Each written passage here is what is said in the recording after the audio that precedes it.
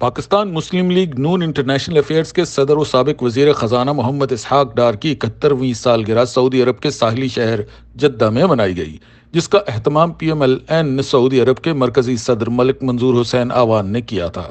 اس موقع پر اسحاق ڈار کو سالگرہ کی مبارکباد اور نیک تمناؤں کا اظہار کرتے ہوئے ملک منظور حسین نے کہا کہ وطن عزیز پاکستان کو معاشی طور پر مستحکم کرنے میں ان کے نمایاں کردار کو فراموش نہیں کیا جا سکتا۔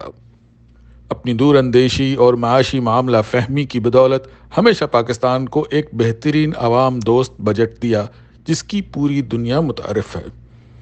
رانا محمد اشرف کا کہنا تھا کہ آج ملک پاکستان کو اسحاق ڈار جیسی اقتصادی سمجھ بوجھ والے وزیر خزانہ کی ضرورت ہے، اور ملک کی معیشت کی مضبوطی کے لیے اسحاق ڈار کی خدمات کی پوری قوم گواہ ہے۔ سالگرہ کی اس پروقار تقریب میں ملک منظور حسین آوان، سرپرست رانا محمد اشرف، چودھری امجد محی الدین، ملک عاصم آوان اور دیگر نے شرکت کی۔